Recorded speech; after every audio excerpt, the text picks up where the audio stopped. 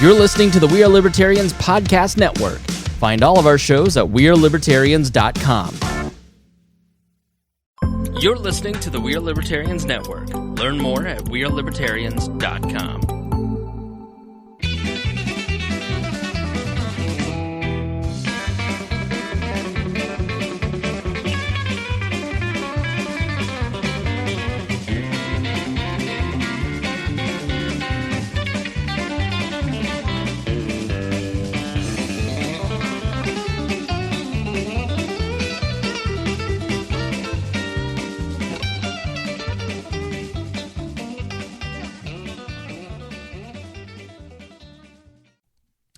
Welcome to the Boss Hog of Liberty podcast. This is episode number 78 of East Central Indiana's favorite podcast. I'm Jeremiah Morrell, and today I'm joined by co-host Dakota Davis.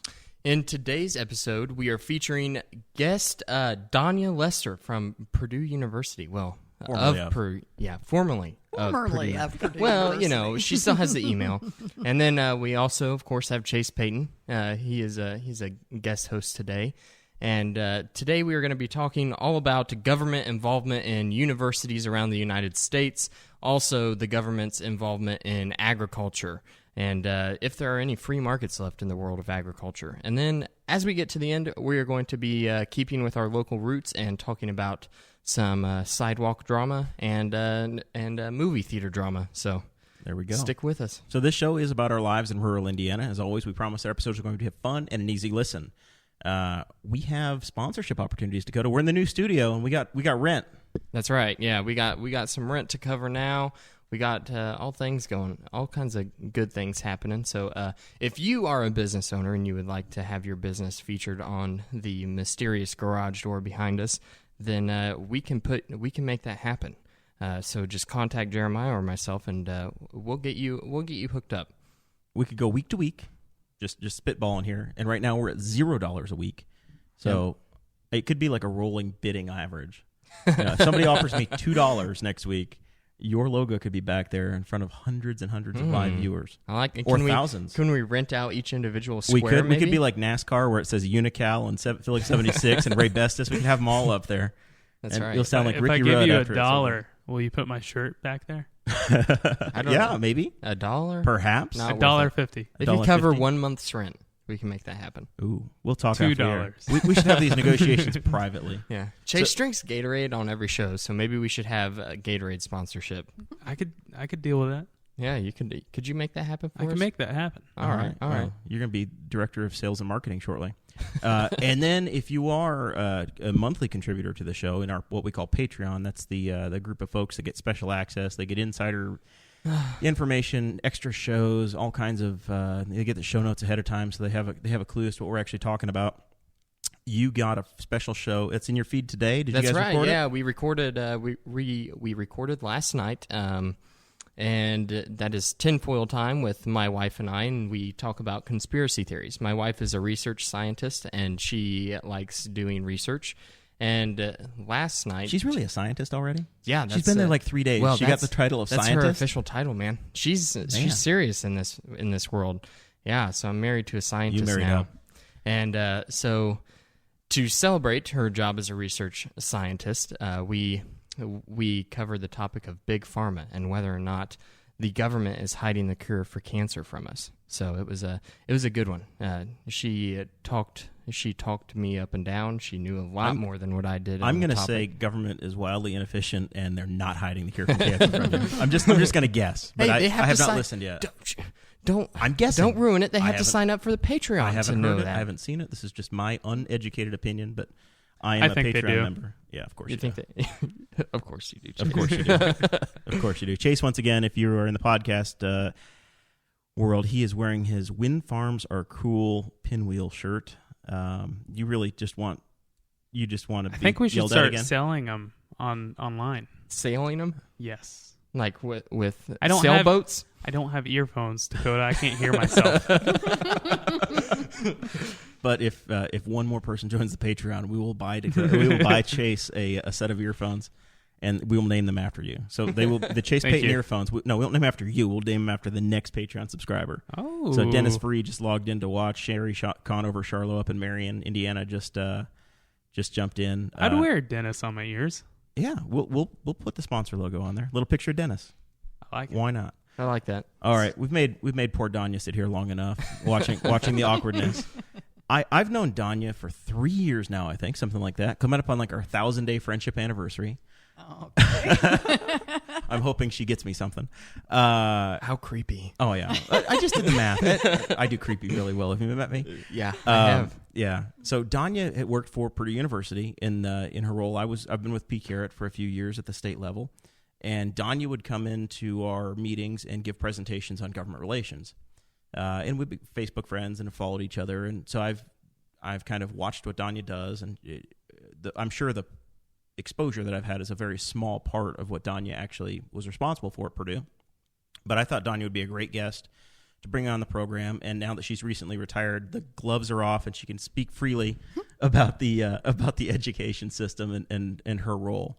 So first, we want to welcome you to the show. Well, it's my pleasure to be here. Yeah, and you still live up in northwestern Indiana, or West Central. West Central. That's what West we call it. Central. So we're East Central, Yeah. and you're northwest central almost. What is West Central? Is that Terre Haute? No, I'm in Montgomery County, just north of Crawfordsville. All right. There you go. So that is West Central. You're About just 8 off miles. I-74. You're right. Just 8 miles north of I-74. Not that we were doubting you or anything. Don't ever do that. There's a bunch of bridge work going on I-74 over there, and that's me. That's my fault. Oh, okay. I'm supplying that. So when it goes terribly wrong, That's why I went on 32 today, That's right. and that's why I had all the traffic on 32. It's okay. Chase was late, so.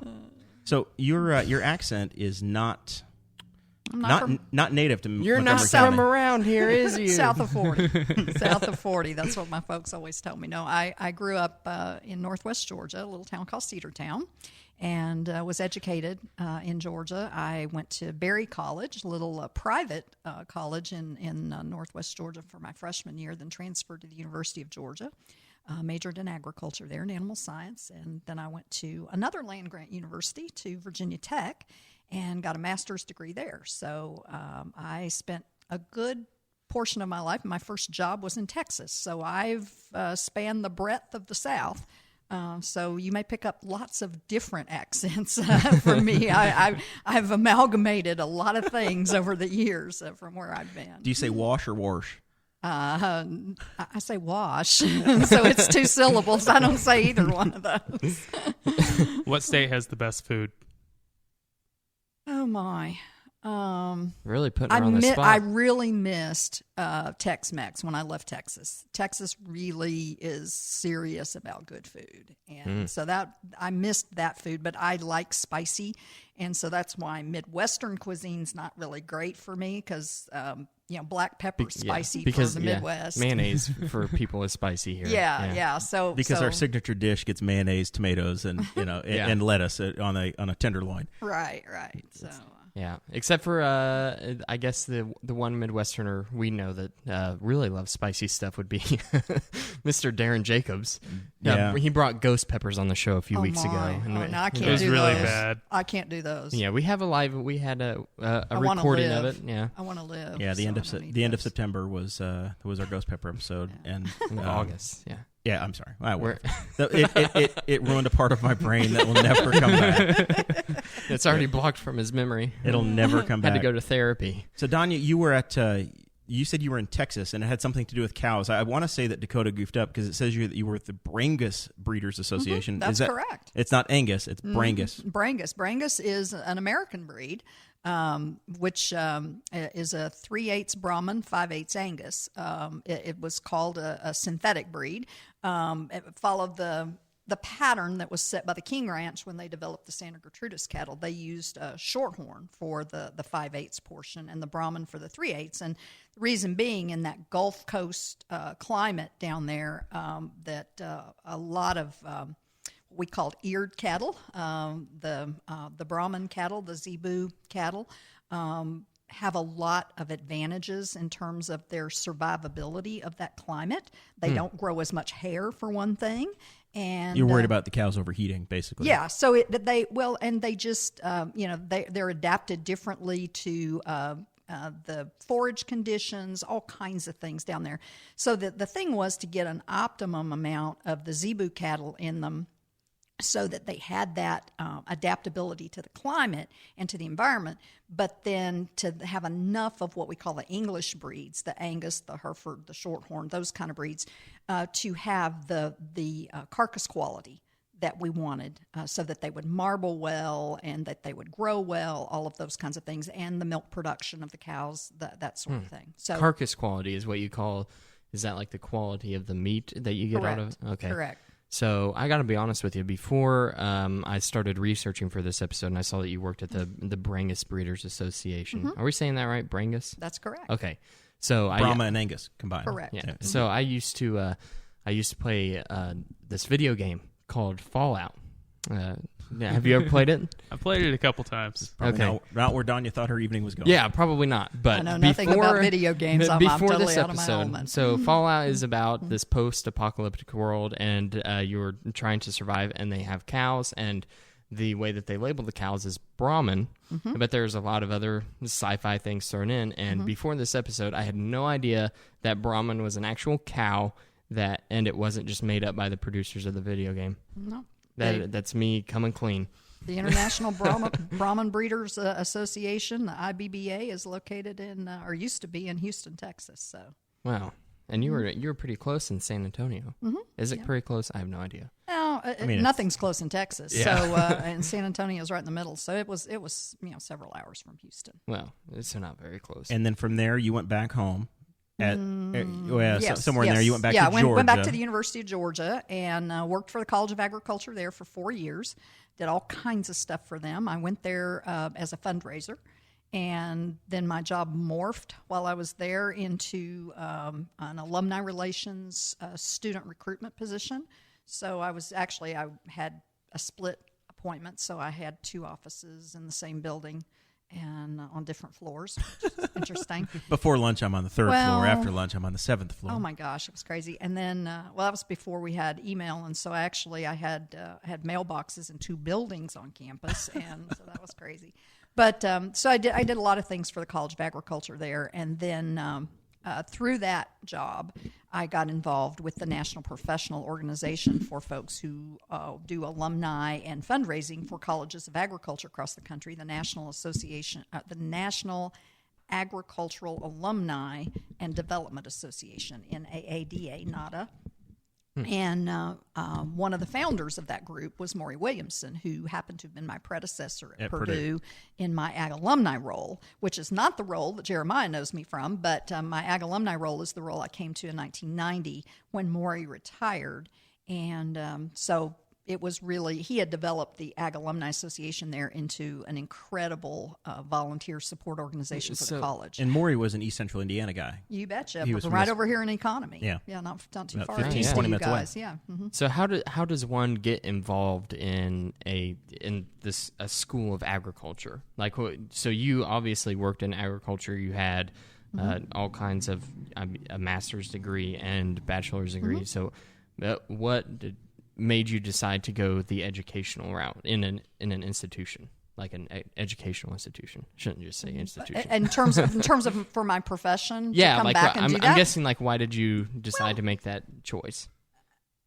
Lots of reasons. I really loved the University of Georgia. I still, I think if you cut deep enough, I bleed red and black. So I really loved the University of Georgia. I love my time in Athens. And so when an opportunity came up to work for the college, it just seemed like a natural fit for me. I didn't know anything about raising money for anything, much less for a College of Agriculture. And fortunately, no one else there did either, so that was okay. It was actually an experimental position that the university was doing. They had never had a decentralized fundraising operation before. They had a pilot with me and then a person for the law school there. And it was a 3-year pilot, and the salary was shared between Central Development and the college, and then it migrated to the college after the end of the 3rd year. Well, in that time period, the vice president for development changed, the university president, because the university president changed, and they decided that decentralized model wasn't what they wanted to do after all, so my position essentially got eliminated as a You fundraiser. rolled into something else. So I rolled into another job because by then I was 100% on the dean's payroll. So he decided what to do with me, and that was Ag Alumni and then later student recruitment. And then you wound up with the opportunity through Morey coming to Purdue University, where you then spent the next 28 plus years. 28 years. Amazing. Yeah. So, real high level, the types of involvement you had with Purdue. You were working in the College of Ag. You were involved in government relations. You were involved in That Ag came Alumni. later. Okay. That came later. The position I had for 28 years was the executive director of the Ag Alumni Association. Well, it started as executive secretary. That was the title Morey had, and then later it became executive director.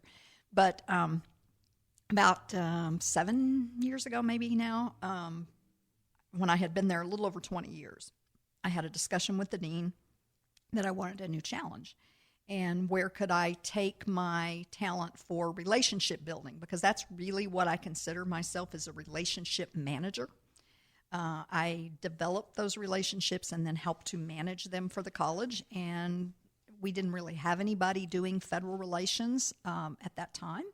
So the dean saw that as a gap and felt that my talents would fit there. And it fit my interest for sure. I hope that my talents fit what they needed, but it certainly fit what I needed because I loved that part of my job. So I did that for the next 7 years, and as you know, the group that you have that are a volunteer for, the Purdue Council for Agricultural Research, Extension, and Teaching, PCARET, is a grassroots organization that's organized at the county, district, and state levels in Indiana so that people advocate for us at the local, state, and federal levels to advocate because Purdue Agriculture, because of its land grant mission, land grant universities are unique in that they have a tripartite mission.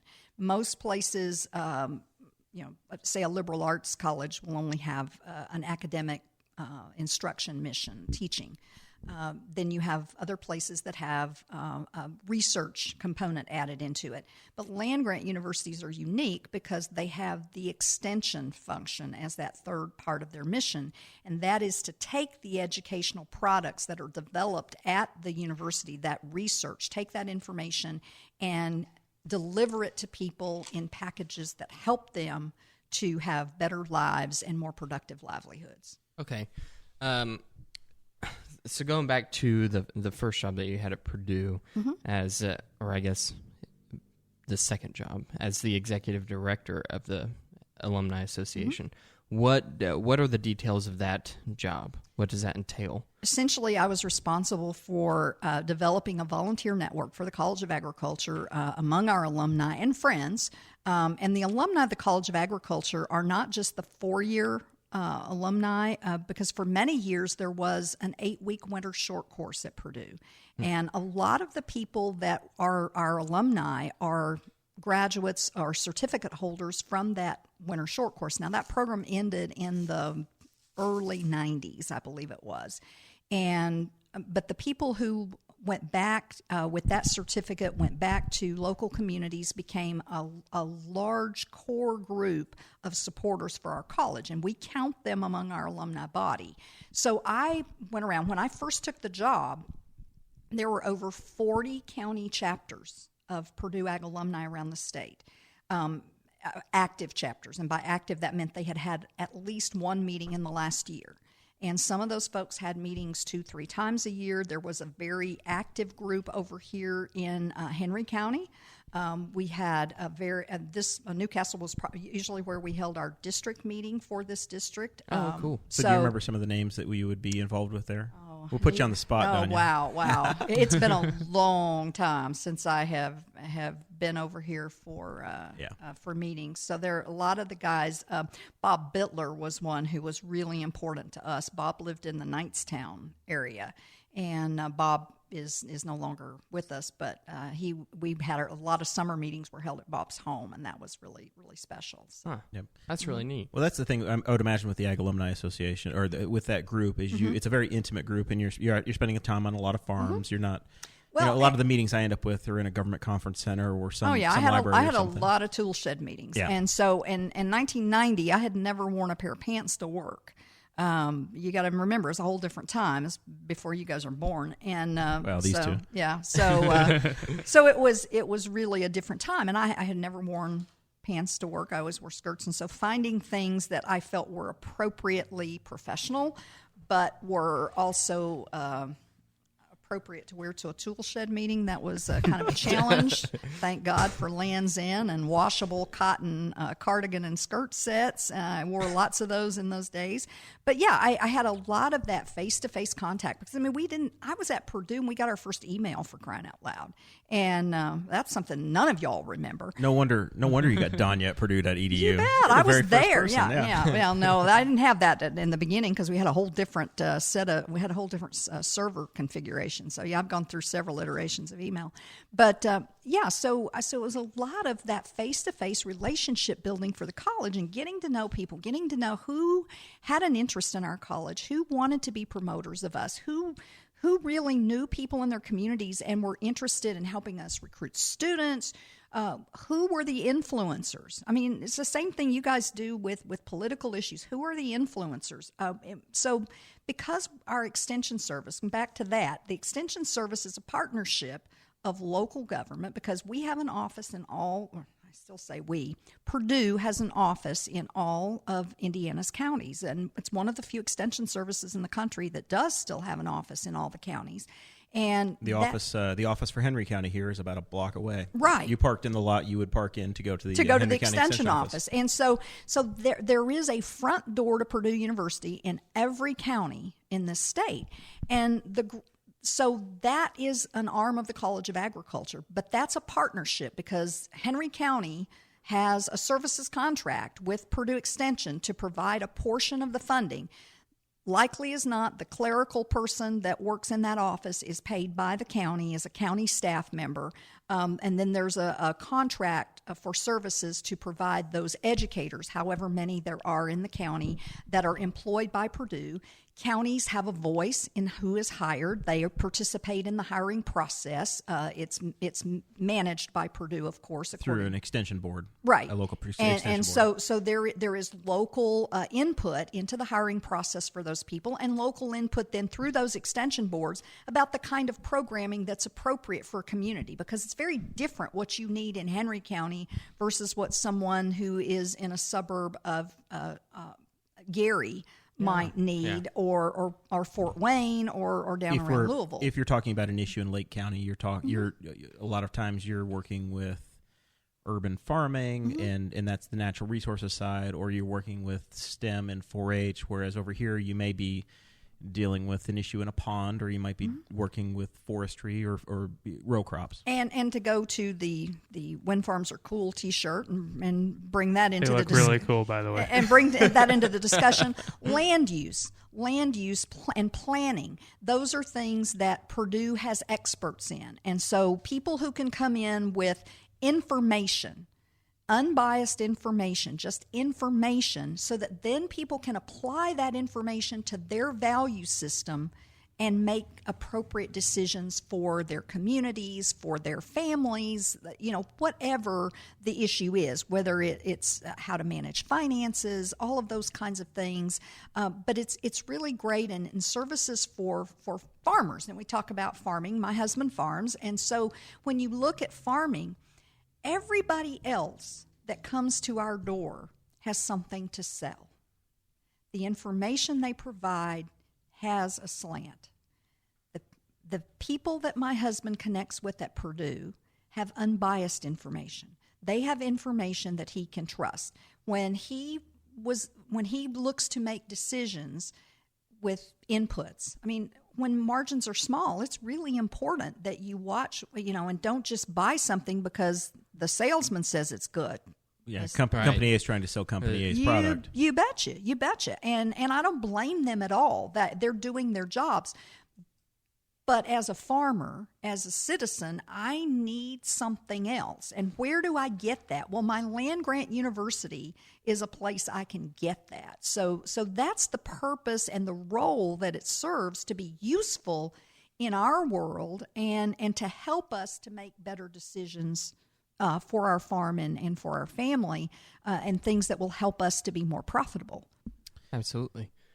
Yeah, that's really interesting. I had no idea. Like whenever, so I guess that I knew that someone was doing it, right? So but you don't, if you're not involved in that world, you don't really think about it, right? And that's what Jeremiah's on that grassroots group to talk and to help people understand at the local level, and then and decision makers. He goes as part of that group. He talks to local decision makers. We've had cases in counties who, county budgets, I mean, everybody's stressed, as medical costs for county employees go up, all those kinds of things. Where do we cut? What do we do? And our roads are in bad shape. Well, okay, this 4-H program, maybe we can cut that. Well, the people for whom that's important want to be heard at the county level. Yeah. And people like Jeremiah are there to help us communicate with those decision makers. And again, provide them the information to show the difference this makes in your community and the payback that you're getting for the dollars that you invest. Because we like to talk in terms of investment, not expenditures. Because, again, I said we. But I think that's going to stick with you for a long I time. think that's a hard habit to break. But we talk about investments more than we talk about expenditures, because when we look and when we talked to those decision makers, we talked about the return and we talked about leveraging, that the money that they put in from their piece was leveraged to help us get other monies. That if we have a scientist who's really good in their field to do research on ABC, that helps us attract private dollars for sponsored research. It helps us attract all kinds of other funding from other agencies that may be looking to solve a problem. The Department of Defense, the National Institutes of Health, those kinds of things have... REMC just worked with Purdue University and I think the College of Ag. I could be wrong on that, but on rural broadband. Oh, yes, absolutely involved in that. Our cooperative extension service and I'm sure probably the Office of Engagement. I'm not quite sure the folks that would all be involved in that, but definitely our extension service has been very interested in that, because rural broadband is critical to providing opportunities for rural counties and for citizens to be on an equal footing economically. We have gigabit internet service in this studio in rural Henry County, Indiana. Wow. 1 gigabyte up and 250 down. Which allows us to put out a broadcast across the world in incredible quality. Right. But you're a rare bird. We are, it's definitely not available in all 92 counties. A lot of people don't understand the gem that we have whenever it comes to having the internet speeds and the quality that we have here. And just what is expected. I have a young friend is in her first year of teaching at middle school there in the North Montgomery system, and her husband was telling us the other night that she had assigned homework or whatever, and kids came back, and there were kids that couldn't do their homework because they don't have internet at home. I mean, and it's not just affordability. For some families, it's the affordability issue, but it doesn't matter how much money you have in some parts of our county. There is no reliable internet service for those folks. Nothing that can compare to areas like where we have our fiber available to us. Right. So before we move on to our next topic, I want to ask you, in your professional and very former profession, yes, and unbiased opinion, I can't do that. Think everybody has a bias? would you say that serving with P. Carrot would lend itself very well to someone who would be on the county council in an area? Wink. Well, I think that serving on P. Carrot provides a window to a lot of what is available. Just like you've been sitting here with your eyes being open to some things that the Land Grant University provides. I think that Jeremiah has learned a lot through P. Carrot about what Purdue is, and specifically what Purdue Agriculture can do for communities. And so in terms of linkages and partnerships, I think anybody who understands who the players are is in a better position to overlay that to problems they encounter in their work or their public service, whatever it is the bigger our networks are and the more understanding we have, the more information that we can assimilate to problems and help to solve problems more effectively.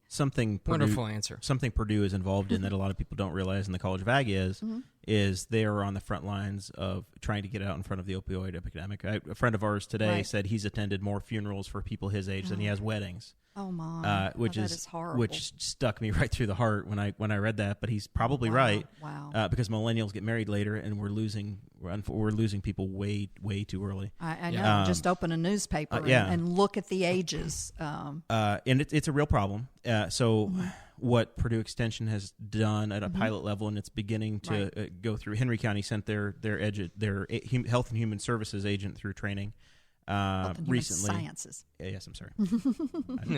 It's alphabet soup at the university level. Yes, sciences. Health and human sciences. It's not the cabinet level position. There you go. Yes, that's the other side. But our agent, our educator, went through that program, and that is designed to get people before they get involved, and it's a preventative program. Well, and there are lots of things that the Extension Service is doing in terms of building healthier families. Because, trying to intervene at family levels, why is it that people get addicted in the first place? And what is it? Is it a breakdown of family structure? What is it that goes on? Can we intervene sooner? Because we know that if we can spend dollars to keep people from being addicted, it will be cheaper in the long run for everybody. Save a lot of money on treatment and rehabilitation centers. You bet. I mean, if you just look at it from a dollars and cents perspective, it's smart. It's a smarter expenditure of money to prevent an addiction than it is to treat one. Or to lock somebody up. Yeah, well, which is what we end up doing. Exactly. And so from an expenditure standpoint, and counties are stretched. I mean, whatever we can do to help our budgets is smart. But that aside, then the human cost. I mean, right. And we just shared an article on our page today or yesterday about how Indiana is receiving $25 million from the federal government to help fight the opioid epidemic, and it's part of this grant process that the Trump administration has, is sending out $1 billion all across the nation. So wow. it's not just here. And the sad thing about it is that $25 million that we're getting is going to scratch the tip of the iceberg of the problem, right? Yeah. So it's an incredible problem, and that's why we talk about these things like extension. We already have an infrastructure. I mean, everybody talks about infrastructure and how important it is. Well, we have this delivery infrastructure in place through the Cooperative Extension Service that's in every community. People who know, they know the community, they know the influencers in the community, they know the problems of a community firsthand. And so they know what they need to do. So they can come to people who have the funding and say, here's what we need for Henry County. And Lake County can do the same thing in extension in ways that other entities can't always do. But then they're partners. Because they're part of that county system, they're already partners with county health departments, with others in the county that are looking at these same things. In our county, the health department is on the second floor of a building, and the extension office is on the third floor. Right. They share a bathroom. Well, so they're working. They're working with each other every day. They they're know integrated. each other, yeah. and that's what I'm saying. When you have people who are already working in the community and they're looking to solve community problems, that's the people we should go to first. And the fact that they're also tied to a world-class university that is developing information to help us understand problems and social science problems as well as scientific ones, that's all the better. All right. Well, we will leave the extension side there for now, unless Chase has any more questions. Yeah, I think I'm good. I think you answered all of them. Sorry about that. And we'll talk. I did bring you in with the shirt. Yeah, that's it. That's right. Thank you. Give you a shout out. we won't show Donya the back of the Wind shirt farms until are it's cool. over.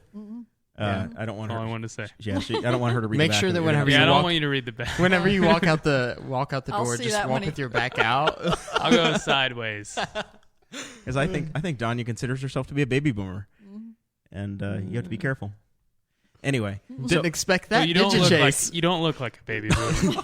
I like that. I like that. Chase is the charmer of the table. Oh, that's Asking for always- forgiveness already. Always. There you go. I use a good moisturizer. So, at a larger level, in working with agriculture and with a university, we would, as libertarians, say, hey, we want to be completely devoid of government and live in a vacuum where it doesn't exist, and everybody makes their own decisions, and we voluntarily associate and do That's things. our utopia that That's- exists only in those video games that, I was that, talking that, about that earlier. doesn't exist in the real world that we're Right. in.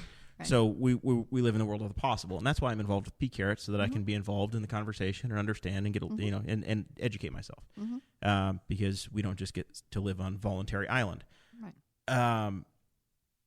What is there any level of a university that is not tied to government? You're at a state college, so a portion of tuition is paid by the state of Indiana.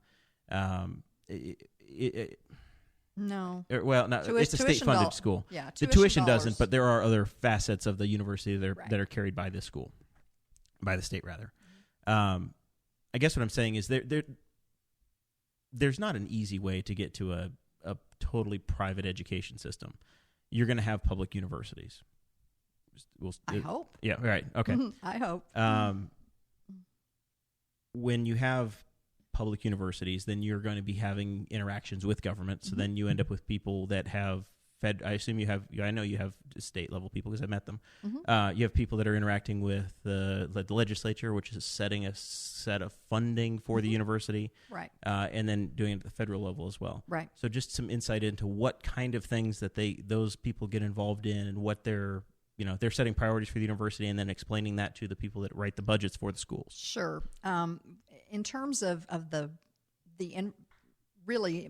state and with state and federal, the College of Agriculture is the one that is most tied to government because of the federal piece of legislation, two federal pieces of legislation that fund us.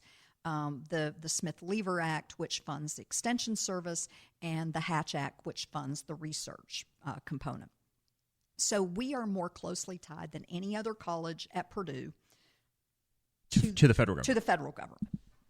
Now, there's a caveat with those federal pieces. They must be matched by state dollars.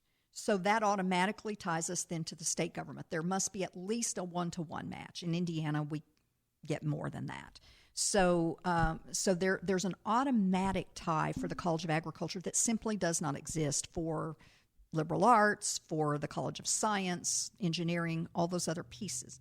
So we have people that understand all of those things, and just by nature of that world, our faculty are much more savvy many times about those relationships because they're familiar with them. They work with them. So that's really the history of government relations at Purdue really has its roots in the College of Agriculture for that reason. John Hicks, who I think was probably the first I don't know if John originally was the vice president. I think he was an assistant to the president. And then John was actually acting president at one time. But he was a professor of agricultural economics. And he understood government expenditures, but he also understood the pieces that helped to fund the university. So John went there. John Huey after him, same thing, professor of agricultural economics. And then later, Terry Stree, who had been the director of Ag Services and Regulation, really in charge of our state-level advocacy in the College of Agriculture. Terry Stree moved over, worked with John Huey, and later became the vice president for government relations for Purdue. So that's really the first history of government relations at Purdue came from our college because of that close relationship. But so the things, though, that we would look at, I mean, there are, like everything else, there are regulations that come down the pike that affect the university. We had a coal plant. So regulations, at one point I remember being on a conference call with federal relations from Purdue, and we had somebody whose job was to worry about those regulations that impacted the universities because this coal plant thing. A university is basically its own city. It's a little city. We've got a police department. We've got a fire department, all of that, a power plant, everything. And so when that came into being, there are people that have to pay attention to that at the federal level as well as at the state level. And then at the state level, there are some functions in Indiana that are very unique to the College of Agriculture and to Purdue.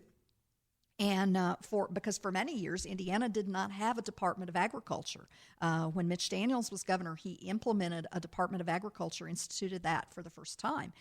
Prior to that, in most states, let's back up, most states, the regulatory functions that are, for feed, seed, fertilizer, pesticides, all those things. They belong to the land-grant university. In Indiana. Okay. Most states, they belong to a Department of Agriculture that is political. It's an elected Secretary of Agriculture that controls that. Huh. In Indiana, all of those regulatory functions are under the office of the Indiana State Chemist. And by law, the Indiana State Chemist must be a tenured professor of biochemistry at Purdue University. And Really? So all of those departments, the feed, seed, fertilizer, pesticide regulation, is all underneath the office of the Indiana State Chemist. And that is at Purdue. And so those are fee-based services. So people who own seed companies have to pay, their seed has to be properly labeled, all of this kind of thing. We have inspectors that do that. But any of those services for inspection or whatever, those things are fee-based.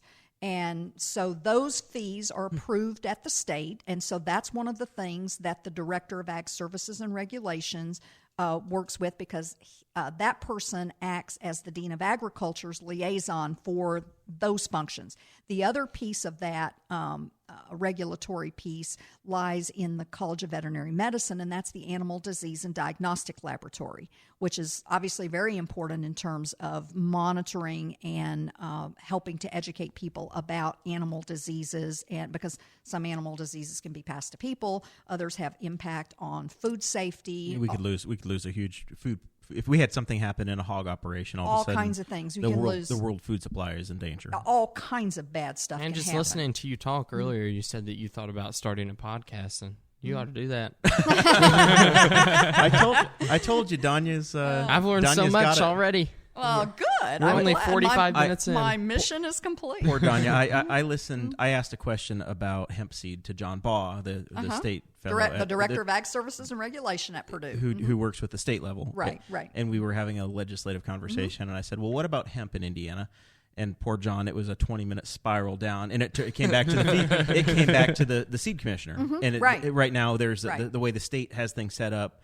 There's a bottleneck that comes back to the seed commissioner, and they're worried because there's federal regulation. If they would get out of the way, then that product could exist legally in Indiana, and the state could approve it. Yeah, because see that's the other thing is, because we get federal funding, we can't be in violation of any federal laws, and so I don't understand all the ins and outs, but the hemp industry, and there's a real issue there that we have to be concerned about. If there's some federal clarification and that gets dealt with, we could catch up with Kentucky. Exactly. And then Henry County and Indiana's farmers could potentially start to participate in that product. and where those that's the one thing in my 28 years of living in Indiana that I've ever known about, where having the regulatory function at Purdue, at the land-grant university, hindered an industry rather than helped it. In most cases, having it apolitical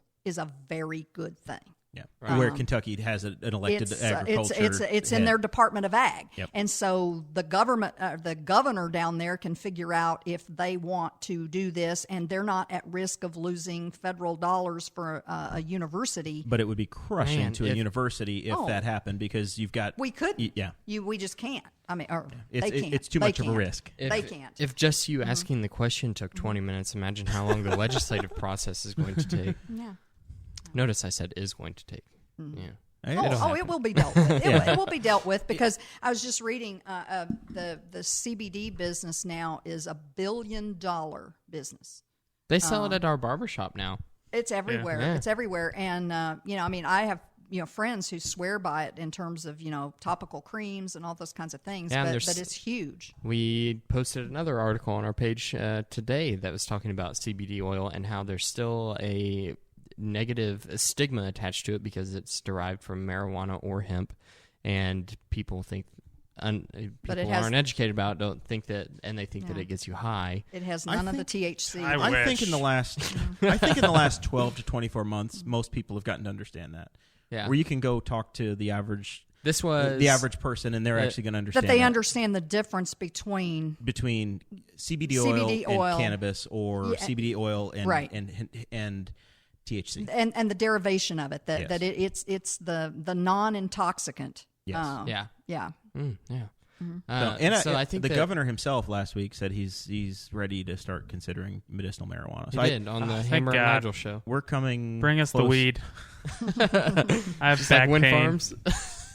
We're coming closer and closer and closer to some of these becoming marketable products. Right. It's pretty nice. Which is going to help Indiana farmers.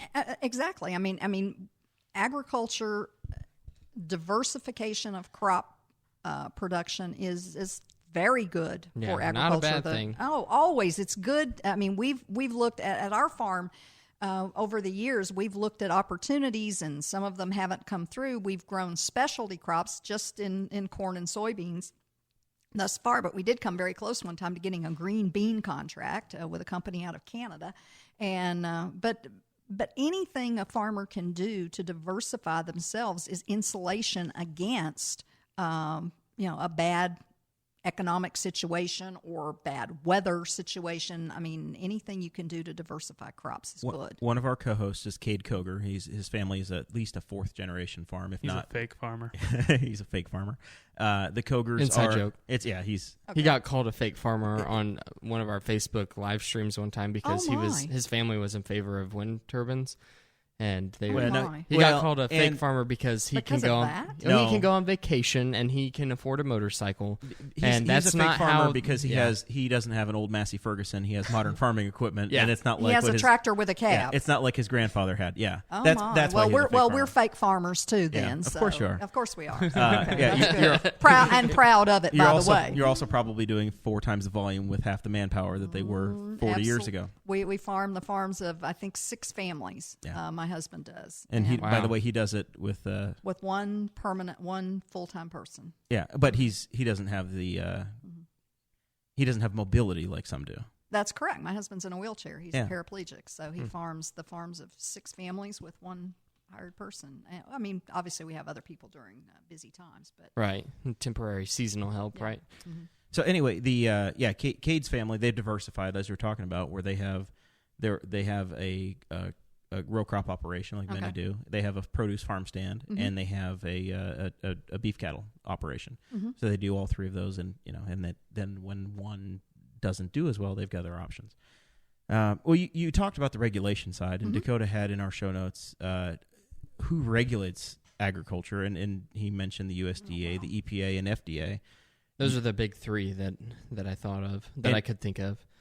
And well, I guess my biggest question was there's a lot of attempted central planning that goes on in the world of agriculture that I have learned recently, and it's basically different agencies trying to decide, okay, this is where we need this many crops going here, and just like how the governor just met with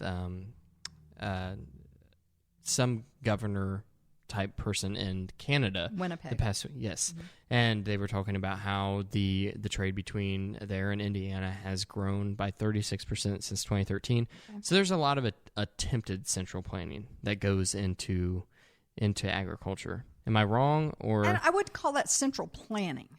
I would call that growing markets. I mean, what they were actually doing was trying to develop market opportunities for Indiana products. And so that's a lot of the relationship building that goes on. I don't think there is the central planning. If it happens through influencing behavior of producers, primarily through conservation programs. those kinds of things where marginal lands, over time, there have been a number of conservation programs that have paid incentives for people to take marginal land out of production and conserve it and send in it back some to way, forest or grasslands or whatever. Is that how we got the buffalo up in northwestern Indiana? I don't know about that. But the other thing that we've done is try to influence behavior in terms of water quality, in terms of conservation programs where we have counties, county soil and water conservation districts participating and helping farmers to develop grass waterways and adopt conservation farming practices, those kinds of things. So influencing behavior is what I would say. And whenever they're trying to... That did go terribly wrong. You need to grab you something. Yeah, if you want to give me a paper towel from the other room. I opened a Guinness, and it got exciting. It is everywhere. His really shorts ugly. are soaked That's now. really ugly. Oh, no. Sarah's not going to let me in the door. So whenever I'm you going to have to do say... my own laundry. Yeah. Whenever you say that they're incentivized or they're influencing behavior, I'm assuming that they're applying some sort of an incentive for the farmers, right? To follow what they perceive as the best protocol or the safest protocol, right? So how do they incentivize the farmers to? Well, for instance, there might be a conservation reserve program that would incentivize if you've got X number of acres that are less productive and you will take those out of production. At times in our history, we've had government to say, we have these huge crop surpluses, so how do we reduce that? And can we do that in a way that's helpful in other ways? And so providing conservation lands would be a thing that is environmentally helpful. That's where in the 1980s you had programs where people were paid to not. That's where you hear about people being paid not to farm. Ground. That doesn't really happen now, to my knowledge. We have situations where we can't participate in government programs that are the safety net programs if we don't do things according to some prescribed measures. Like if we farmed in a very irresponsible way, we could lose our opportunity. I don't know all the details of that, so I've already gone past what I know. There's probably nobody that knows all of the details of all of these things because it's somewhat complicated. Yeah, it's very quite complicated. a bit. But as we're learning. Yeah, but that's how farming would be. That's one instance.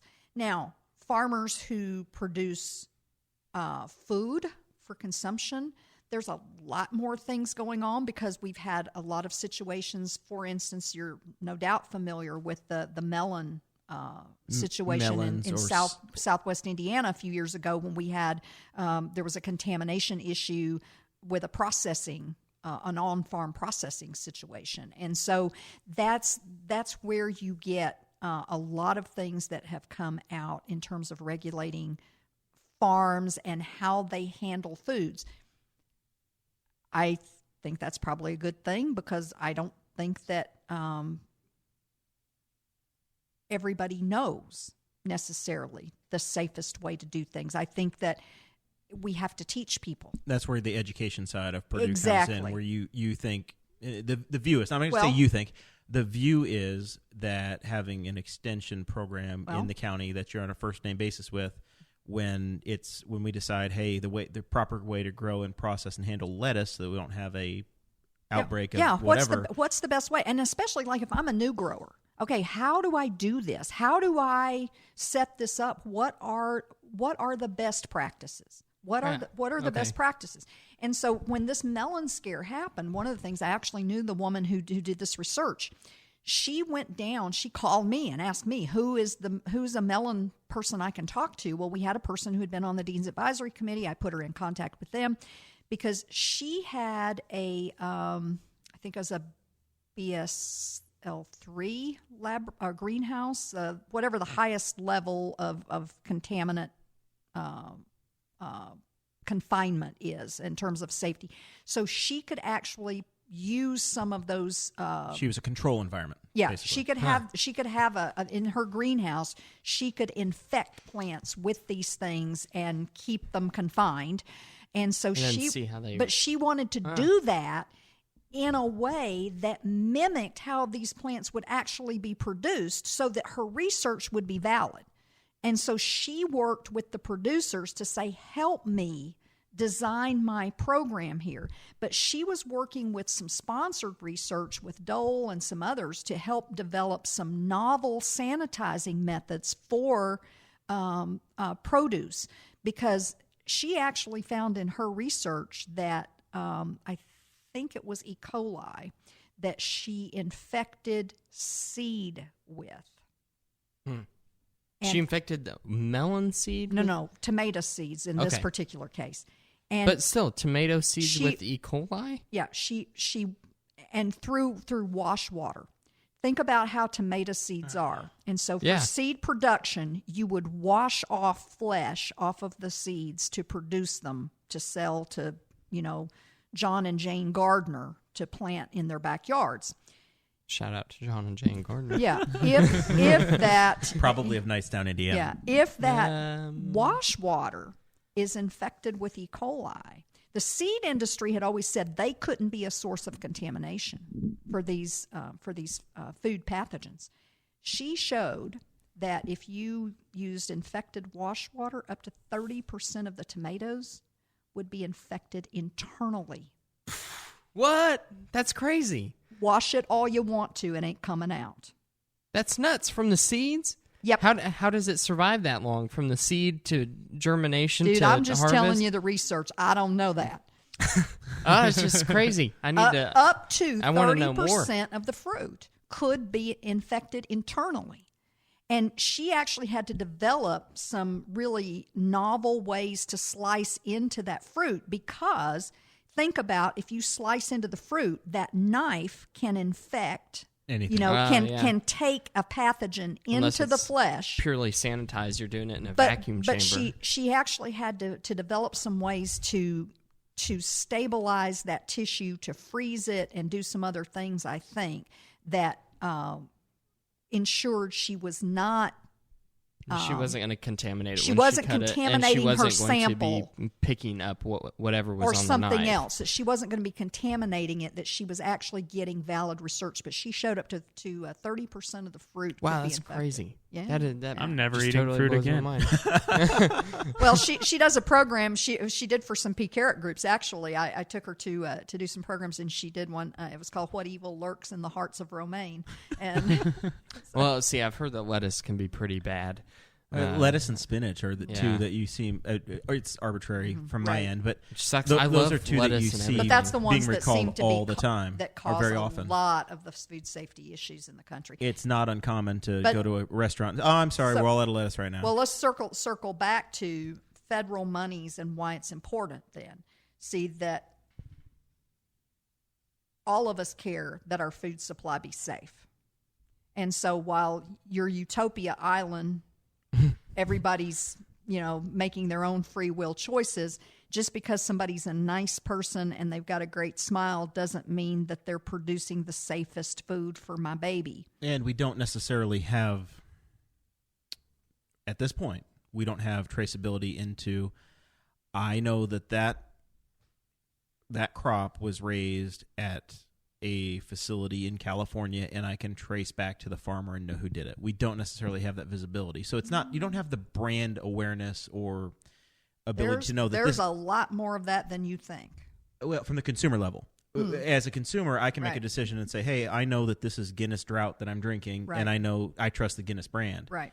You don't necessarily have name brand manufacturers for on consumer labeling for lettuce or spinach. You're buying the spinach that's sold at Kroger or Aldi or Marsh or wherever. If you're buying spinach, the bulk, if especially. spinach starts hospitalizing people and they start getting sick, and then all of a sudden all the media is going to pick it up. But this what spinach I'm saying is making people sick. Our and model you're not going to buy knows- any spinach anymore. Our model knows that there's a problem with, if there's a problem with Diet Dr. Pepper, people say, well, don't buy Diet Dr. Pepper. Right. It could cripple an entire industry when it happens with spinach. Exactly. You don't have the brand because awareness. everybody stops buying all spinach. Exactly. Not just the spinach that came from Yuma, Arizona. Exactly. That's what I'm trying to say is you Spinach don't have. sucks anyways. It's difficult for markets. Take that back. How dare you? In the libertarian world, markets decide, hey, there's a problem with Aquafina water. We're not going to buy Aquafina water. Right. Well, you don't have that ability with tomatoes. With produce. Yeah. I'm Produce going to have to wait and is listen to great. what Steve Horwitz says about this. That's fine. Steve Horwitz is an economist at Ball State. Yeah. Who we've had on the show a number of times. All right. Anything else on the ag side, Dakota, that you want to cover that's high level we haven't gotten to? Because we're right at 60-minute mark, and we want to cover a couple of these local issues. Yeah. Because I feel like not really. I'm pretty sure that she did. I had a whole list that you'll see on your show notes of things that I wanted to talk about, and you have, without me even asking, you've touched on them. It's like you were the most well-prepared guest ever. I'm a savant when it comes to talking about the land-grant university. No, Yeah, you really should start that podcast. I am an apostle. I think that the land-grant universities were the single best idea that our government's ever brought forth because it made education egalitarian. And they go back to the 1860s? Yes, that's correct. I remember I was in the Latta games. Do you remember Latta? Oh, my gosh. Yeah. I was in charge of Latta games when I first started at Purdue. Yeah. Probably 96, 97. That's Henry County had a Latta probably group. about the last time we did I was Latta probably games. at the tail end of Latta. And I don't think we even competed. We just spent a lot of time at the office building here preparing. All of those question banks were yours. in my office. You bet. Man, You bet. I could still tell you that Thomas Jefferson invented the wood and moldboard plow or whatever year that was. We spent a lot of time practicing together. Oh yeah. That's so yeah. We learned a lot about But that. the land grant universities. A friend of mine said it so eloquently one time. He said the land grant universities were brought to bring education to the sons and daughters of the toilers, those who worked, because prior to the land grant system, education was the purview of the wealthy, and it was the patrician class that educated their children. The working class people did not educate their children. They couldn't afford to. There was no place for them to go, and the land grant system changed that forever, and it changed my life forever. And as I tell people, I was a first-generation college graduate, and when you change when someone goes to college and they're the first one in their family, it doesn't just change their life, it changes their family. Change the family tree. You change the family entirely because from that point on, everybody has a different aspirational level. My sister and I are the first two in our family to get our bachelor's degrees. And it changes everything for the whole family.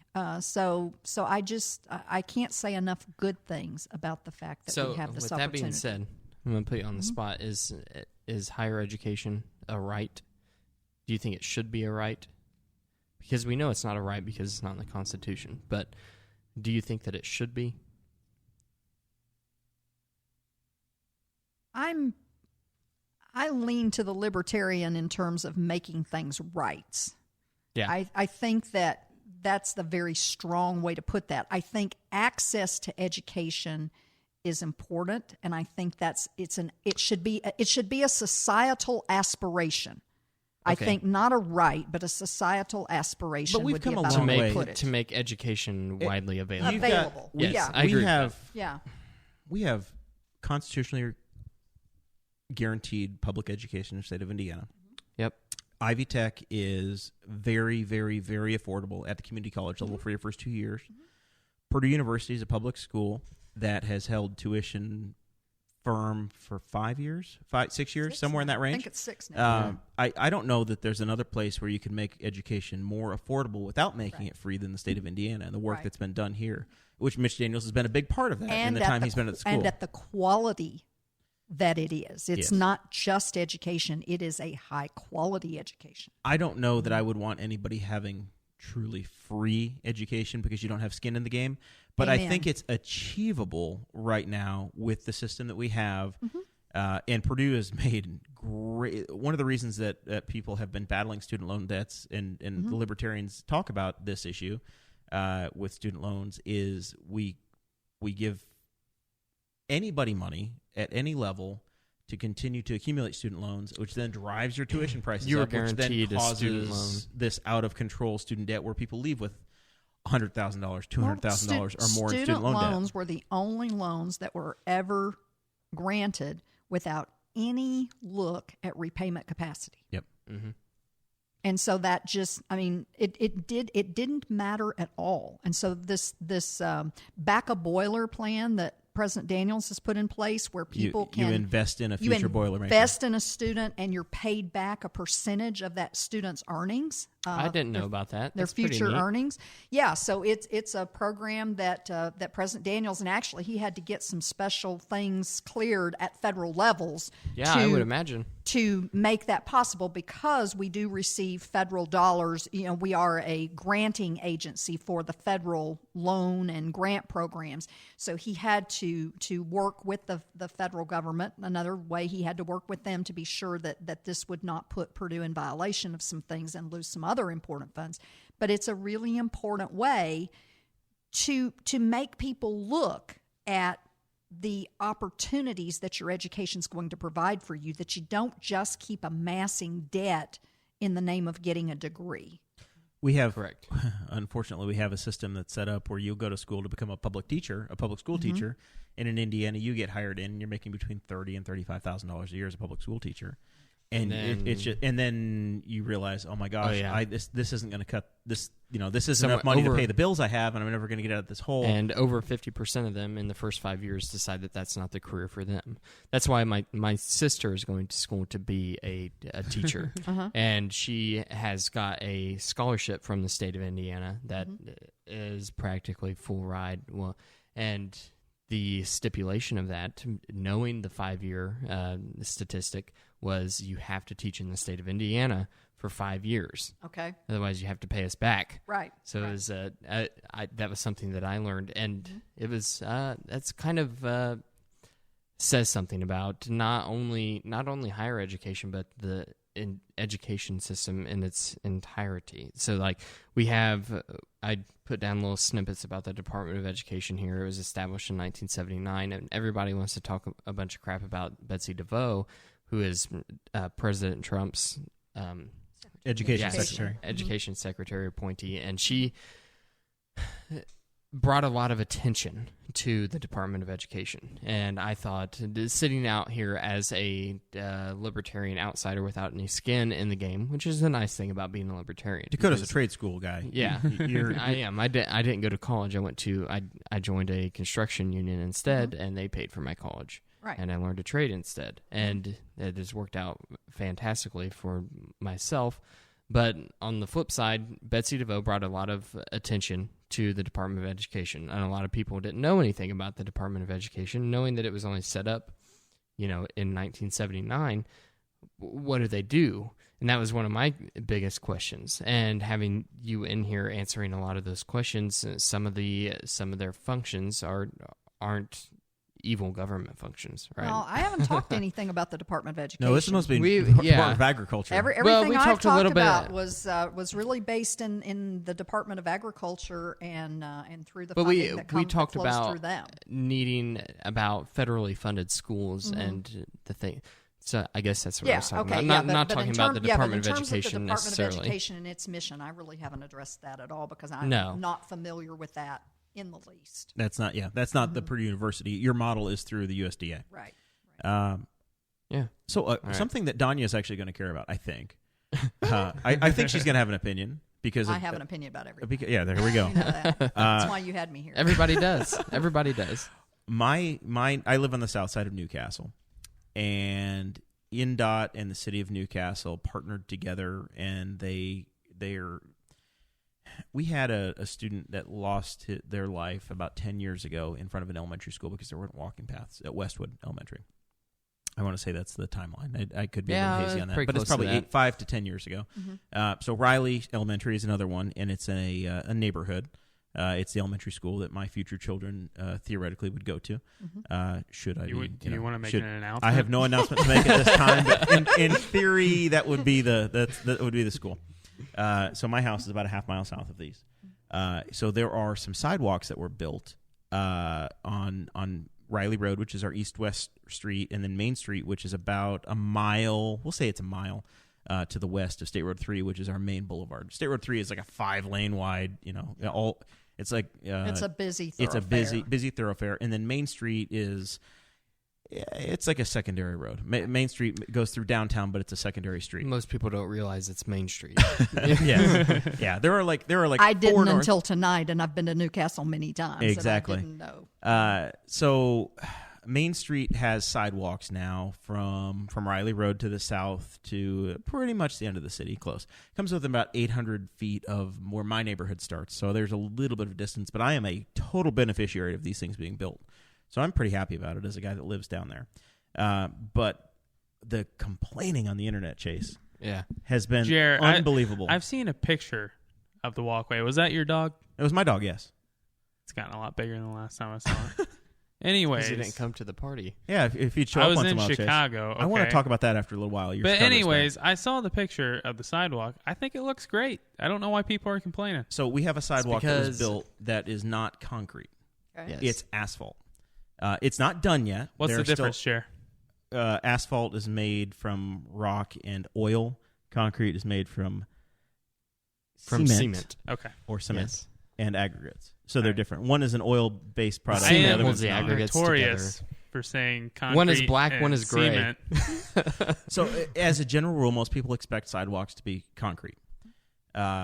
The city found out that INDOT, in an effort to actually make this project happen with the money they had, they went and looked at an alternate. They trimmed out some of the distance that doesn't take it all the way to my neighborhood. They made a change, and now it's an asphalt sidewalk Because or walking path. it did come from a grant from the state of Indiana that was I think it's titled like Safe Way to School. Safe grant. walkways to school, which is because we had this fatality about 10 years ago. The city looked into it, I assume. So they're like, whoa, And this is a found busy funding. road because, I mean, I'm one of the people that takes that road to work every morning. So it's like, this is a busy intersection and a very busy walkway for students that are trying to get to the education. Get to their school. They're trying to get to their school And you have- riding their bikes, walking. And one of the biggest complaints that I saw was sidewalks are concrete. Walkways are asphalt. You told us we were getting a sidewalk, not a walkway. I thought that was pretty funny. I'm just Now, saying, there was nothing here before, Donya. it looks easier to ride your bike on, to skateboard on.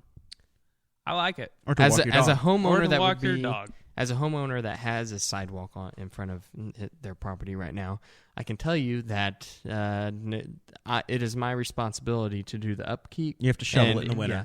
Well, and if it gets to where it is right now and it has cracks on it, it is my responsibility to then replace that sidewalk. So, as a person who lived there, I would be going, thank you, because sealing asphalt. Sealing asphalts are easier than just Very- going out there with your bags of Quickcrete or bringing in a concrete truck. Yes. Plus, I want to make a point. Do you remember those shoes, the Heelys? With the little wheels on the back and you could Oh, skate yeah. with your shoes? Well, I had a pair of those when I was 12. And it is very hard to skate on the concrete. Yeah. concrete sidewalk. Did you almost say You've got cement? all I those almost said expansion. cement. You've got all those expansion joints. Yeah, Yeah. yeah, it's really You're right. hard. But on the cement, it'd be awesome. You could skate for right. days. So the next controversy that we have. So this the conversation we want to have though is, all right, you ingrateful people. you turds. Would you rather not have any walking path at all, or would you rather have something that allows you to go downtown? You have, if you and your husband wanted to take to travel by not a car, so on foot or on wheels, you would now have a path that connects you to downtown Newcastle, to go to our biggest park, to go to And downtown. a wheelchair asphalt would be a lot easier. Exactly. Yes. I can. Same thing as the wheelie shoes. A That's wheelchair True. That's true. asphalt would be easier. Kirsten Kronk, a listener, Patreon subscriber, she says that the stroller for her child rides like a dream on the asphalt. So, yeah. I bet. Yeah. I bet. Nice. These guys. Jared, where are the age group of these people complaining? Are they like? Do they actually go outside? I'm just asking for a friend. Now I'm on the ballot in a couple of months, right, Chase? And I'm trying not to All right, offend Dakota. anybody. What is the age group for these people? I can't say most of them don't have actual profile pictures. There's a certain contingent of people that no matter what you do, any improvement that you make is wrong, and we shouldn't do it. And, Why you keep trying to change things in Henry County? We're good enough like we are. That's just the reality of what. Put the doughboy back where it belongs. I'm happy we have them. Is it perfect? Probably not. But we are also just throwing rocks at glass houses before a project is even complete. People were mad about the seating. They're still actively working on the project. It's not done. And calm down. It's going to be better. People are saying that their property values are going down because they have a sidewalk in front of their home now. Oh, my. It's crazy. We are full of... Donya, come spend some time in Henry County. Donya, if you we ever have a lot of fun here. If you ever watched Parks and Recreation, the people of Newcastle are like the town goers in Parks and Recreation that would just yell about. Sir, so what exactly are you afraid of? I don't know. I'm just scared. They found a sandwich in the park and it had mayonnaise on it, and they don't like mayonnaise, and that's their problem. All right, the other major controversy we had this week. Oh, Jer. Monday night. The Councilman Jeff Hancock, who runs the greatest Jiffy Lube in the history of all Jiffy Lubes on State Road 3 in Newcastle. I'm sure he appreciates that. He changes my oil in my company car all the time, or his people do. He doesn't do it himself. Jeff doesn't have to get his hands dirty. He's an executive. Okay. Oh, yeah. Hi, Jeff. The Newcastle Theater, the movie theater, it's an old historic thing. Chase and I went to a movie last year because my wife refuses to go see Star Wars movies with me. Chase and I go to those together. It wasn't last year. It was this summer. This year. Yeah. This summer, you and I went to This the historic Castle Theater before it closed. Was awful. And there were it was you, me, and 3 couples that talked through the whole movie. No, okay. There are a total of 6 people in the theater. 7 if you include the worker. 2 are these really old people that talk nonstop throughout the whole movie. They were old, so they talked loud, He right? answered his phone, and he said, "Hey, hold on a minute. I thought he was going to take it outside. He didn't. He kept having the conversation during the movie." And then, a mother and son who started out behind us, but the people were talking so loud, they had to move all the way in the front of the theater. It smelled weird. And then, so take this and take your experience and then compare that to the experience that you can have in Muncie, where you can walk in to a 10 screen theater and you can get a drink, you can get a beer, gin and tonic, reclining chairs. Nobody has any business drinking spirits or beer in a movie theater. Oh, no, Come you on can now. there. And I'm listen, telling you right now. I was very bummed out the first time the castle closed. What was that, 10 years ago? Sure. 2012. I was bummed out then. But, after that, I was okay with it. We went to Muncie. It was fine. Monday we found out that Jeff Smiley, local businessman who owns Northfield Park, where the YMCA is and where the Farm Bureau building is, he has entered an agreement with a movie developer that they're going to bring in a 8 to 10 screen movie theater here in Newcastle, which of course has been controversial because, damn it, we can't have anything new. Well, I saw, and this might have to be a tinfoil time episode, that there has to be something going on because there's no way that it was just circumstance that the Castle Theater closed and this got announced just a week later. So, yeah. There's conspiracies cooking up that Jeff Smiley, he was in the pockets of these people. Nobody needs to watch 10 movies at one time. One screen is enough, Dakota. You don't need choices. What makes me mad is the people who complain about it closing down never went there. No one ever went there. Yeah. They wouldn't if it opened up again. Yogi Berra said nobody went there. It's too busy. If they had been going there, it wouldn't have closed. Exactly. Donya, what's the movie theater experience in Crawfordsville? Is there one? Do you guys have one? Yeah, there is one, and I think they have. I haven't been there in a while. I'm trying to think. Do they have? Don't let it close, Donya. For the love of God. A couple of screens. I don't know. Well, I forgot why I decided not to go there anymore. I think it was something about the popcorn. I can't remember why, but we don't go there anymore. But they angered her. Yeah, I don't know. They got me irate about something, and I'm old, and I forgot why. But so I'm one of those old people, Chase. But. That's okay. I like you, but I don't look old, so I'm okay, right? But no, so there is a movie theater there, and I think they have a couple of screens. It's not a big multiplex. The multiplex is in Lafayette, of course. So I live 8 miles north of Crawfordsville, 13 miles south of the south edge of Lafayette. So I have choices if I go to Lafayette. Guess where I go to the movies? Lafayette. You bet. There you go. Well, it's optimistic. It's I'm a free excited. market, baby. I'm The excited market for Henry provides. County to have That's something right. come along. That's right. All right. Wow. But the important lesson to learn is that all of these things that are happening right now are improvements. Mm-hmm. They are improvements that are happening in Henry County and Newcastle, which means that good things are happening. Which means, and we just talked with John Kindred, who's going to be calling in maybe next week to give us another update on the real estate agents, the real estate market in Newcastle. Things are looking good, and we can keep on riding this wave as long as we don't elect people who have a negative outlook on our county and the things that are happening. Please do not let that happen. You want to drop names? That's all right. I'll keep the name dropping. I already got blocked from Facebook, so Cade texted earlier, Cade Koger, and he said I can't comment because I've got a 72-hour ban on Facebook. So all he can do is text me. Poor Cade Yeah. is Cade's in Facebook purgatory. All right, we are about at that point of the show, Chase. You need to show Donya how it's done. Final thoughts are coming up here. Okay. We have floated the idea Mm-hmm. of you having your very own show on Well, a Saturday or Sunday morning here. When I was When given the a idea. young boy. Yes, it wasn't going to be just me. It was you too, Jared. Well, but it'll be the Chase Peyton show, and you will have some Dakota or myself. It wasn't. Some Yes. professional. Okay, let's be honest. Chase Peyton didn't have this idea. I didn't have this idea. I agreed to it. I think it is a great idea. We're going to sell some stuff. Not me personally, but if you have something you want to sell, whether it's a kid, a dog, We're not doing human trafficking. a Chase. lawnmower. I don't care if it's a bag of garbage. If you want to sell it, call in and we'll hook you up. What's the name of that? What's the trade name?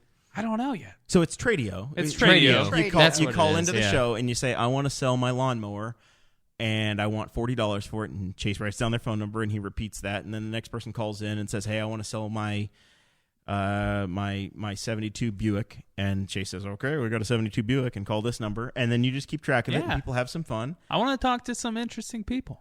But we do need to name it. That's one of the most popular shows on our radio station back home. Exactly. My parents never missed it. I mean, gotta listen and see. And my dad ever had a goat for sale or whatever, he always called it. It was the Trading Post on there. It's I'd the love Trading to Post. sell It's someone a so- goat. So Swap Donya, shop. imagine how much better that could be with Chase sitting right where Jeremiah is sitting. with video. I'll wear a cowboy yes, hat. Live on video. on You could Facebook. bring the goat in here. Oh, I You will could model the goat. milk a goat. Don't- We're I'm in the not going to studio. milk it. Donya, I've got Chase, skills. if you bring a I goat know. in the I used studio, to have a herd of You're million out. dairy A goats. milking goat. We could do Brent Spicer's in the Miniature chat, and ponies. he says I can just see it all now. he says it coming could be right the now. Saturday morning I would chaser. sell a miniature pony. I'd ride it for someone just to show it off. Right.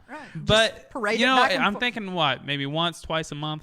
I'm not doing it every week because I have commitment We'll issues. see. But Oh, yeah, Katie Larson's mentioned that. but no, I'm excited. Maybe we'll start it sometime. I like soon. that. I like Brantley's idea of the Saturday morning chaser. Oh, I like okay. it. Oh, there you go. Maybe or Sunday morning. We'll see. So you're on board. I'm on board. It's gonna happen. I don't know when. I'm It's going to just say whenever early I can- December, maybe Yeah. mid-November, early And, December. That, somewhere that there. works for me. Jeremiah and I already talked about it. We're gonna take turns producing for you Thanks, because we man. don't want to get burnt out. I don't blame you. I want to be able to Uh, call in and sell some stuff. I got things to go. Jeremiah's gonna do it the weeks that Audrey and I don't do tinfoil time. No, Okay. Maybe that's what we'll do. I think this has got possibilities, I think it's got a lot of possibilities. and you can always tip Chase. Yeah, I do accept tips. So I want to ask you. You were not at the We're Libertarians party I on was Saturday not. night. I was in Chicago. You went to Chicago, Yes. and you were going to ask Katie a question. It wasn't that question. Oh, So, anyways, we took the train in. Oh, did and- you? Yeah, we took the train in, which How was was the a train? good call. It you wasn't took bad. Amtrak out of Indianapolis. No, we drove up to the dunes, Okay, and then we. and you took the South Shore line in. Yes. Oh, nice. That would And be a good trip. Yeah, it was nice. It was like an hour, and then it takes you right into the middle of the city, and you get out. I was a little overwhelmed at first. I was like, "Where am I? There's so many This people. is a whole new world." Is this your first time in Chicago? No, I've been multiple times. I've been to New York City, but for some reason I was a little overwhelmed. I think it's because this was the first time when I was like on my own. I didn't have my parents with me. So we went to go see the Bean, which was awful. Dakota and I went. people. So Dakota many and I people. went in January, and it was very, very few people. Way overrated. But the lake was a big block. And then Chicago in the wintertime is the best time to go to Chicago because there's no one around. Well, and it's because they beautiful. die. yes. It's beautiful in the winter. Chicago is absolutely beautiful in wintertime. I thought we could be friends, but no. It's over. So It's over. She's got Georgia blood, Dakota. That's not happening. So then my girlfriend decides she's hungry. So Dakota had mentioned this chicken place, and I was like, hey, we should go try that. Did you walk there? We walked there from the bean. Yeah. Mind you, we had our backpacks with all our clothes in Did you bring your weapon? I pulled it up on my phone, and it said a 10-minute walk. It was not a 10-minute Wrong. walk. No, It wrong. was like a mile and a half to 2 miles away. It was awful. We were sweating. She was pissy at me. And once we got there, it was really nice, though. Really good chicken. The neighborhood's not that great. No, it's like... They've started developing it a little bit more now, but it's What's the name of the definitely chicken an place you guys went to? up-and-coming neighborhood. See, when I was there, they had the Harvest Fest. So it was like just a Was hipster Little area. Sebastian there? Well, yeah, it's The Harvest Festival. I didn't hear about the Harvest Fest. We were just up like last month. Yeah. We walked 3 miles to Gus's. So I would take your 1.5 and double it. Well, see, on the way back, by the way, chicken was great. It was spicy. I knew it was going to be good as soon as they offered me honey. yeah. And then I was like, okay, Did you get the collard greens? I didn't. How I had already eaten by the time. Tell me about South chicken, Donya. How should chicken be prepared? What's good? Yeah, fried chicken. Fried. Should it have honey on it? Yeah, it's good. it's up to you. I guess. I Spicy don't know. fried That's not chicken what with we do. honey is delicious. It's so good. It sounds good, but Do you need waffles? oh, No. It's I- pressure cooked. I do love waffles. So they pressure cook it first, and Okay. then they deep fry it in Okay. like it's got to be animal fat because it's definitely not peanut oil. Yeah. And If it's good, it's probably lard. yeah, So and it's very spicy, and then you can drizzle it with some honey, and you get that spicy and sounds good. sweet. Sweet. So spicy, all right. we had that, and then I was like, we're not walking again. So we Ubered, which Uber was relatively you can't cheap. walk after eating Gus's. I'll tell you that. Uber was relatively cheap. I think it was cheaper than in Nashville. Yeah. Like you ever paid for a single Uber on our Nashville Paid trips? for a lot of Ubers on the Nashville trip. Thank you very much. When I was sober enough to order one, I was ordering one. So we Ubered to the Field Museum, and we saw a couple mummies. You saw the mummy, and did you see what's the name of the dinosaur from South Dakota that's there? Oh, Jess? No. Or something. The T-Rex? Yeah, it's in the lobby. We did see that, but Sarah they and I had saw moved it that. to a different place. Really? But we did get It's a to very see famous dinosaur. Do you know this? Do you know the answer, Donya? no, It's a girl name. Sue. Sue. there. It is Sue.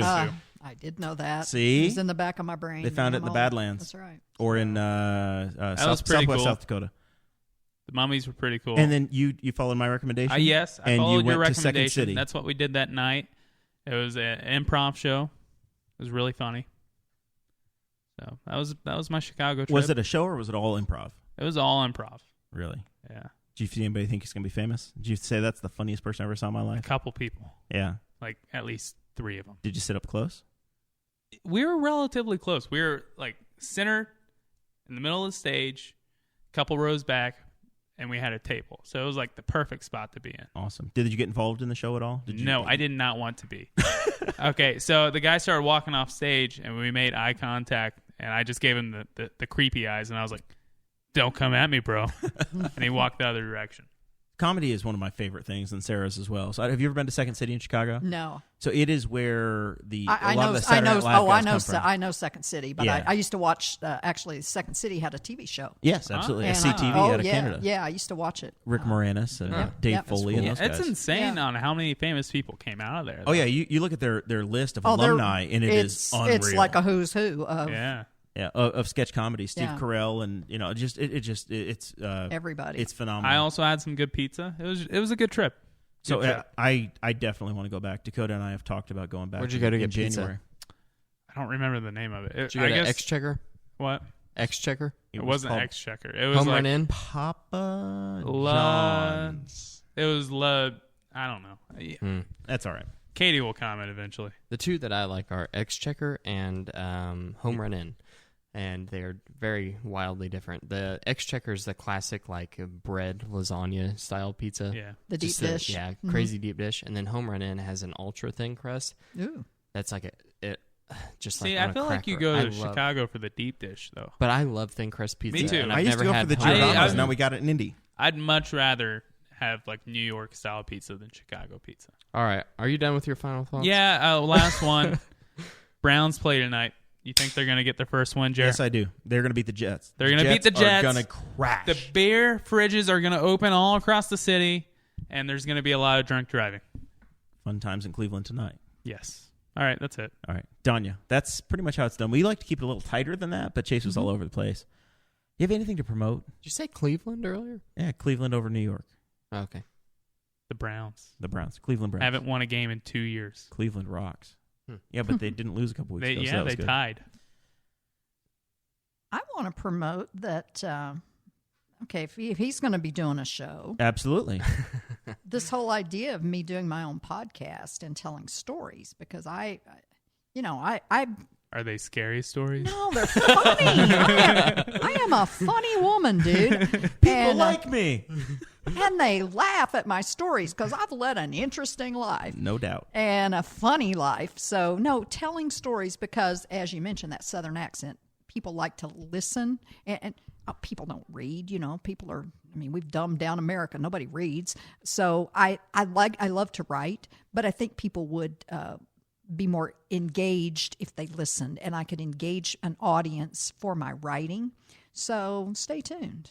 All right. Well, Yeah. we will We'll help you out. all of the knowledge we can, Donya. Well, when I get my first book, I want to come here to promote it. We will have you back on, I'll no be doubt. back, yeah. As long as you make the drive. But we I'll can have you be back. here. We I'll can be give here. you some very basic equipment list and things to get you started, and Yeah. you don't have to have the camera and the lights and the studio and all of that. You can You need get that started. little box You over need there. the little- I got a little creepy H6. attic I could set up something really well. It'd be like all dark and just except my lights. This you're experiencing the new studio now. Mm-hmm. I can't believe the number of high-profile candidates and sitting state legislators that came into Dakota's third bedroom on the second floor of a home somewhere north of Q Avenue in Newcastle. Yeah, it's It was pretty amazing, crazy. but Yeah. it happened. That was a selling feature. That's Trying right. to sell the house. It's like, hey, State Senator Mike Kreider's been How in many here. people been here? Right? It's like Motown to me. Yeah. I'm like, Yeah. this house is going to have one of those little plates on the front. the little Yeah, plaque out yeah. front that says this is the original home, and it's Here someday in 2017. You need to develop the plaque. See, I should. you I should really do. You should start. With it while it's all fresh and you've got So all the before- lists and before everything. I someday sell Mark, it and Mark leave. Shonor is going to be raising money to put a plaque in front of your old house. Well, before I sell it, before I leave, I'm going to tap Connell the a brass plate in the inaugural basement. studios, the site of the founding of the Boss Hog of Liberty podcast. Exactly. Here on these grounds. This is it. Yes. Yeah. Jeremiah lost the backside of his hand carrying a washer and dryer. through the gate. The boss himself That's it. shed his blood here. Washer and dryer included. I caused a number of property damage incidents. You saw me open a beer here in the mess I made tonight, so you can only imagine. His own mother calls him a bull in a china shop. So Donya chose to sit next to me on a plane once. Can you believe that? No, On purpose. That's why whenever someone said that the asphalt for those new sidewalks was uneven, Jeremiah's like, I walked on it and I didn't trip, and I was like, well, if you walked on it and didn't trip, then That's an incredible testimonial, right? Exactly. I am injury prone, and I didn't notice any problems. So these people are just throwing rocks. All right. So we're going to check out Donya's podcast when we get that started. Dakota, final thoughts from you. my final thoughts are, of course, to thank every single one of our Patreon donors. You are the people who keep this studio up and running. You literally keep the lights on. We used to joke and say that they kept the lights on, but now they actually do.